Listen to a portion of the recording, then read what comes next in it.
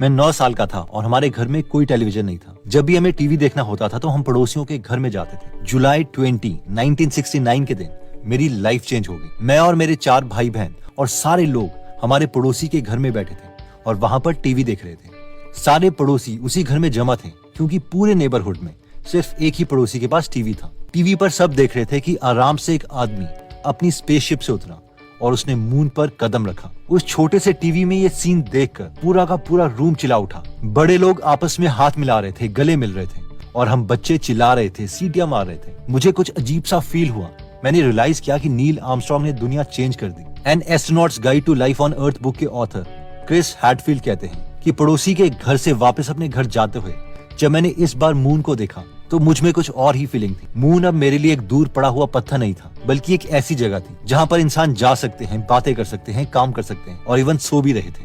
बस उस दिन मुझे पता चल गया था कि मुझे भी एस्ट्रोनॉट ही बनना है। उस वक्त मैं जानता था कि मैं कनाडा से हूँ और कनाडा की कोई भी स्पेस एजेंसी नहीं थी और अमेरिका वाले सिर्फ अमेरिकन की ही एप्लीकेशन एक्सेप्ट करते थे। लेकिन मैं अपना ड्रीम नहीं छोड़ सकता। मून पर जाना भी इम्पॉसिबल था, लेकिन नील आर्मस्ट्रांग ने भी अपना ड्रीम नहीं छोड़ा था और मैं भी नहीं छोड़ूंगा।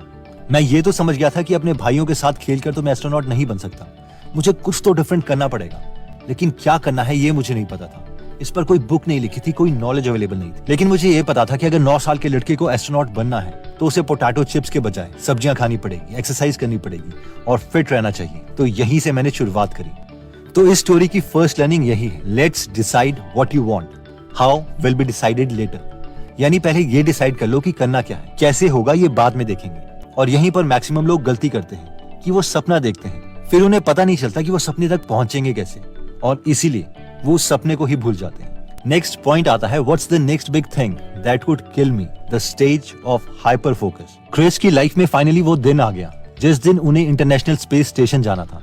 वो कहते हैं लॉन्च से 1 हफ्ते पहले ही हमें क्वारंटीन कर दिया गया था ताकि हमारी मेंटल और फिजिकल हेल्थ ठीक रहे। लॉन्च के दिन हमें डायपर्स पहनाए गए, सॉक्स पहनाई गई और फिर पूरी एस्ट्रोनॉट ड्रेस पहनाई गई जो कि बहुत भारी थी। फिर हमें वैन में बिठा के रॉकेट के पास ले जाया जाता है जहां पर लोग हमारी फोटोज खींचते हैं, हम उन्हें वेव करते हैं, हाथ हिलाते हैं। सिर्फ हम ही रॉकेट की तरफ मूव कर रहे थे, बाकी सब रॉकेट से दूर जा रहे थे क्योंकि स्पेसशिप करीबन 2.5 मिलियन केजी का एक बॉम्ब है और अगर ये फट जाता है तो इसका इम्पैक्ट 3 किलोमीटर तक हो सकता है। रॉकेट के ऊपर चढ़ने के लिए हमें लिफ्ट की मदद से 20th फ्लोर ऊपर ले जाया गया। शटल एक बहुत ही कॉम्प्लेक्स मशीन है। वहां पर कॉकपिट में 500 से ज्यादा मैकेनिकल स्विचेस लगे थे। उस प्रेशराइज्ड सूट में अगर एक भी स्विच हमसे ऊपर नीचे हो जाता है तो सब मर सकते हैं। मैं और मेरे साथ वाले एस्ट्रोनॉट्स बहुत ध्यान से अपनी सीट्स पर बैठ गए। इसके अलावा हम सबको पता था कि इस स्पेसशिप को उड़ाना बहुत ही कॉम्प्लेक्स है। इसमें लाखों चीजें हैं जो सबको देखनी है, power generation systems, engines, computer, electronic devices, mechanical devices etcetera. और हम सबको सालों तक इसकी ट्रेनिंग दी जाती है कि इस व्हीकल की एक एक चीज हमें एग्जैक्टली क्लियर होनी चाहिए, सब पता होना चाहिए और हमें सिर्फ एक ही चीज सोचने के लिए कहा जाता है और वो ये है कि अब आगे क्या गलत हो सकता है। हम हर बार फेलियर को विजुअलाइज करते हैं और ये सोचते रहते हैं कि अगर ये चीज गलत हुई तो हम क्या करेंगे। इस वक्त हम हाइपर फोकस मोड में होते हैं। हम देखते हैं कि ऑन स्टेजिंग हो गई, रोल प्रोग्राम हो गया, एक्सरसाइज ठीक है, बस हमेशा नेक्स्ट नेक्स्ट नेक्स्ट नेक्स्ट। अगर हमारा साथ 3-4 चीजें गलत हो जाती हैं तो हाईएस्ट प्रायोरिटी की चीज उठाना और बस उस पर पूरा फोकस देना, यही हमें सिखाया गया है। फिर उसके कंप्लीट होने पर नेक्स्ट हाईएस्ट प्रायोरिटी चीज पर ही हम फोकस करते हैं। इन शॉर्ट हमारी अब सेकंड लर्निंग ये है कि एक्टिविटी और आउटपुट में डिफरेंस है। जब हम हाईएस्ट प्रायोरिटी सेट कर लेते हैं उसके बाद उसी को कंप्लीट करने में लग जाना चाहिए। अगर हम ऐसा नहीं कर रहे हैं तो हम एक सिंपल एक्टिविटी और आउटपुट में डिफरेंस नहीं समझते और यही मैक्सिमम लोगों की नेगेटिव हैबिट है कि वो टास्क पर टास्क करते रहते हैं बिना कोई प्रायोरिटी सेट किए हुए। हमें एक ओवरव्यू ले लेना चाहिए कि हमारा गोल क्या है। अगर हमें पता चल जाता है कि हमारा नेक्स्ट स्टेप क्या है गोल तक पहुंचने के लिए, तो बस उसी चीज पर फोकस करो। इस मूवमेंट में किसी भी और चीज को करना टाइम वेस्ट है। नेक्स्ट लेसन आता है living the dream and enjoying the process. जब एक बार इंजन स्टार्ट हो जाते हैं तो हमें पता है कि अब वो नहीं रुकेंगे, चाहे मिशन खत्म ही क्यों ना हो जाए। ये हमें कहीं ना कहीं तो लेके जाएंगे ही। इंजन स्टार्ट होने पर ऐसा लगता है कि जैसे कोई बड़ा ड्रैगन अब नींद से जाग रहा है। ये 80 मिलियन हॉर्स पावर की ताकत लगाता है और हम सब अर्थ को छोड़ने लगते हैं। रॉकेट का इतना थ्रस्ट होता है कि हमें लगता है कि ये जायंट ड्रैगन अब उड़ चुका है। With in seconds 100 kilometre per hour की स्पीड हो जाती है और 45 सेकेंड्स में हम साउंड की स्पीड को भी पार कर लेते हैं। हर एक सेकेंड 12 टन का फ्यूल खत्म हो रहा है। बस ऐसा लगता है कि ये ड्रैगन पागल हो गया है। और इसे हमें अर्थ से बाहर निकालना, और हमारी स्पीड बुलेट से भी तेज हो जाती है 17,500 माइल्स पर आवर। आसमान का कलर लाइट ब्लू से डार्क ब्लू हो जाता है और फिर पिच ब्लैक। सिर्फ 8 मिनट 42 सेकंड के बाद पूरा फ्यूल खत्म हो गया। हम स्पेस पहुंच गए और वेटलेस हो चुके हैं। क्रिस बोलते हैं ये तो मेरे सपनों का पूरा होने की बात है।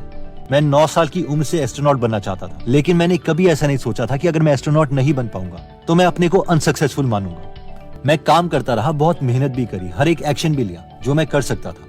अपनी डिग्रीज ली, मैकेनिकल इंजीनियरिंग करी, फ्लाइंग सीखी, टेस्ट पायलट बना, हर एक एग्जाम दिया, लेकिन हर एक दिन को मैंने उतनी ही खुशी से जिया है जितना कि अपने ड्रीम को। और यही हमारी थर्ड लर्निंग है कि मैक्सिमम लोगों की ये नेगेटिव हैबिट होती है कि हम सोचते हैं कि अगर हमें हमारा गोल नहीं मिलेगा तो हम खुद को अनसक्सेसफुल मानेंगे। लेकिन बात सिर्फ इतनी है कि हमें मेहनत करते रहनी है, जो भी अपॉर्चुनिटीज मिले अपने गोल की तरफ हर एक जीनी है। इन शॉर्ट, प्रोसेस को एंजॉय करना है। नेक्स्ट पॉइंट है conquer your fear. Practice practice practice. मैंने बाकी एस्ट्रोनॉट्स की तरह हजारों बार सिमुलेशंस में प्रैक्टिस की है, जहां पर हमें ऑलमोस्ट रियलिस्टिक एक्सपीरियंस दिया जाता है। हमने हर पॉसिबिलिटी पर फोकस किया है कि ऐसी क्या चीज है जो गलत हो सकती है। फियर, डर तब पैदा होता है जब हमें किसी चीज के बारे में पता नहीं होता। अगर हमें ये नहीं पता कि हमें किस चीज से डरना है तो हम हर चीज से डरने लगते हैं। डर हटाने का सिर्फ एक ही तरीका है, प्रैक्टिस प्रैक्टिस प्रैक्टिस। जितनी रियल सिचुएशन में हो सके उतना ज्यादा प्रैक्टिस करो। क्रिस कहते हैं कि मुझे तो हाइट से भी डर लगता है। जब भी मैं किसी ऊंची बिल्डिंग की बालकनी में होता हूँ तो मुझे डर लगता है। अब आप मुझसे पूछोगे कि एक टेस्ट पायलट और एस्ट्रोनॉट को हाइट से कैसे डर लग सकता और हाइट का डर मैंने मिटाया कैसे, तो इसका आंसर एक ही है कि मैंने इतनी प्रैक्टिस की है कि मैं अब कंफर्टेबल हो गया। बचपन में मैंने धीरे धीरे छोटी हाइट से छलांग मारना सीखा, और जब मैंने नोटिस किया कि अगर मेरी टांगे पहले फ्लोर को टच करेगी और अगर मैं अपनी बॉडी को बैलेंस कर सकता हूँ तो मुझे कुछ नहीं होगा। ग्रेजुअली मैं हाइट के डर से कंफर्टेबल हो गया। डरता मैं अभी भी हूँ, लेकिन मैं अपना काम करता रहता हूँ। ये मेरी एक वीडियो है जब मैं इंटरनेशनल स्पेस स्टेशन से स्पेस वॉक कर रहा था, जो चांस बहुत ही कम एस्ट्रोनॉट्स को मिलता है। इन शॉर्ट, हमारी नेक्स्ट लर्निंग ये है कि अपना डर हटाने का एक ही रास्ता है और वो है प्रैक्टिस। जितनी ज्यादा रियल सिचुएशंस में हम प्रैक्टिस कर सके वो करो। अगर स्टेज से डर लगता है तो जितने मौके मिले लोगों के सामने आओ। अगर एग्जाम से डर लगता है तो मॉक टेस्ट दो। In short, practice and work on your fears. Next point आता है work for your dreams, just don't dream. अब आप सोच रहे होंगे कि वाओ, क्रिस ने बचपन में 9 साल से एक ड्रीम देखा और उसे पा लिया। लेकिन अब हम क्रिस की मेहनत और स्ट्रगल के बारे में देखते हैं। क्रिस कहते हैं कि 9 साल की उम्र में तो मुझे सिर्फ यही पता था कि एस्ट्रोनॉट्स फिट होते हैं, इसीलिए मैंने चिप्स के बजाय वेजिटेबल्स खाना स्टार्ट किया। 11 या 12 साल की उम्र में मुझे ये पता चला कि ज्यादातर एस्ट्रोनॉट्स फाइटर पायलट्स या टेस्ट पायलट्स होते हैं, इसलिए 13 की उम्र में मैंने एयर कैडेट्स ज्वाइन कर लिया। 15 साल में मुझे ग्लाइडर लाइसेंस मिल गया। 16 की एज में मैंने पावर प्लेन्स उड़ाना सीखा। उसके बाद मुझे पता चला कि नासा वाले मिलिट्री के लोगों को प्रेफर करते हैं एस्ट्रोनॉट के लिए, इसीलिए मैंने मिलिट्री स्कूल ज्वाइन कर लिया। वहां पर मैंने मैकेनिकल इंजीनियरिंग करी ताकि मेरा स्किल सेट और इम्प्रूव हो जाए।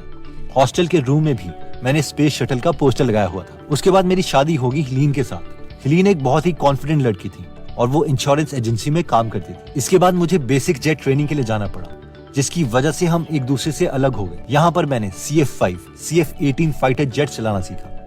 अगले 3 साल हमारी लाइफ में बहुत डिफिकल्टी आई। हमारे पास ज्यादा पैसे नहीं थे, हमारे 2 बच्चे हो चुके थे और फाइटर पायलट की एक स्ट्रेसफुल जॉब है। हर साल कम से कम एक हमारा फाइटर पायलट मारा जाता था, लेकिन फिर भी मैंने इस प्रोसेस को एंजॉय किया।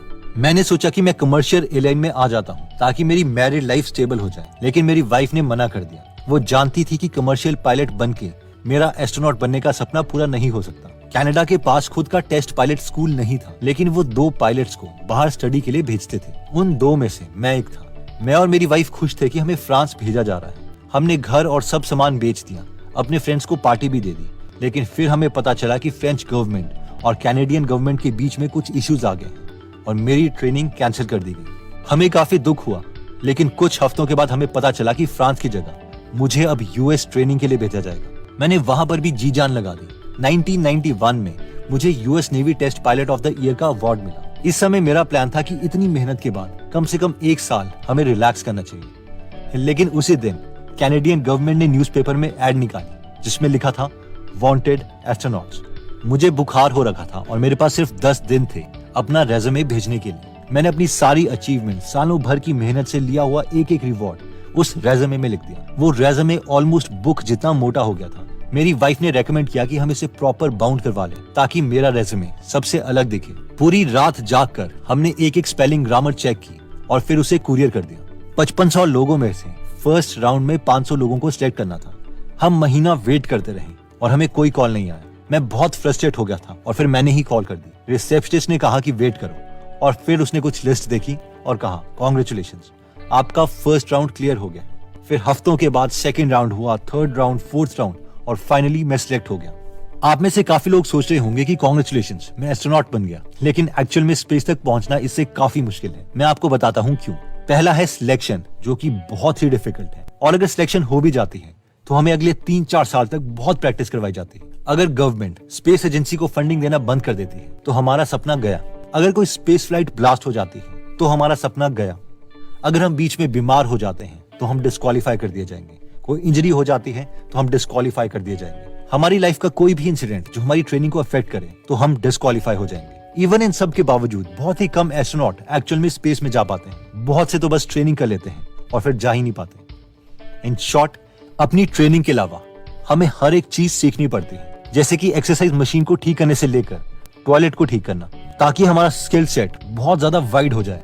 तो दोस्तों, अगर आप बहुत सी नॉलेज लेना चाहते हैं और क्रिस जैसे 1000 मेंटर से कुछ सीखना चाहते हैं तो आप गीगल एप्लीकेशन डाउनलोड कर सकते हैं। ये एप्लीकेशन दोनों iOS और एंड्रॉइड में अवेलेबल है। अगर आप इस एप्लीकेशन में इंटरेस्टेड हैं तो उसका लिंक हम डिस्क्रिप्शन और फर्स्ट कमेंट में दे देंगे। अगर आप हमारी वीडियोस मिस नहीं करना चाहते तो हमारा पेज लाइक करने के बाद 3 डॉट्स के बटन को प्रेस करके फॉलो के बटन को सिलेक्ट कीजिए और फाइनली सी फर्स्ट के ऑप्शन को सिलेक्ट कर लीजिए। इससे आपको हमारी हर पोस्ट मिलती रहेगी। जय हिंद।